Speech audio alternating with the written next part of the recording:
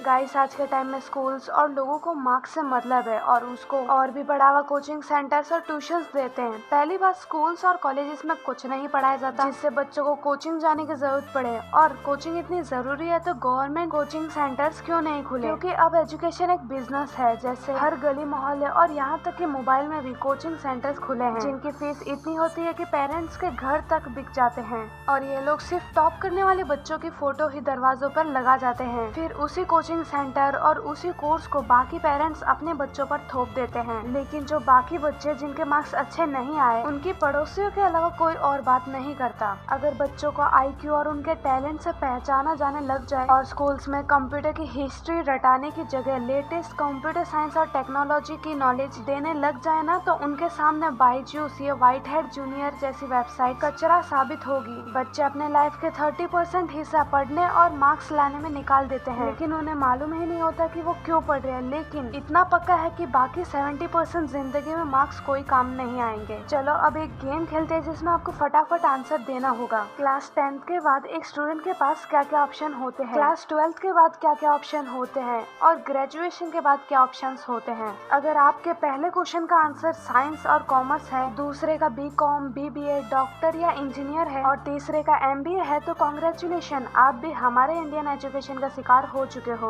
और इसमें आप भी क्या कर सकते हो, ये सिस्टम ऐसे ही डिजाइन किया गया है। और पहली बात, हमारा एजुकेशन इंडियन नहीं, ब्रिटिश ईस्ट इंडिया कंपनी का है, और तभी से इंग्लिश भी एक कंपल्सरी लैंग्वेज है, जिसकी वजह से स्कूल्स में आज भी हमारी नेशनल लैंग्वेज हिंदी बोलने पर फाइन देना होता है, और साथ ही हिंदी बोलने वालों को गवार और अनएजुकेटेड बोला जाता है। गवर्नमेंट ने पेपर पे लिखा है न्यू एजुकेशन पॉलिसी, मगर ये स्कूल्स में लागू नहीं किया है, जिससे स्कूल में साइन थीटा कॉस थीटा पढ़ाते तो है मगर मालूम नहीं क्यों, बस मार्क्स लाने के लिए। और स्कूल वाले प्रैक्टिकल इसलिए नहीं करा पाते क्योंकि थियरी ही इतनी सारी है, जिसको प्रैक्टिकल कराते कराते 2 साल तो लग ही जाएंगे।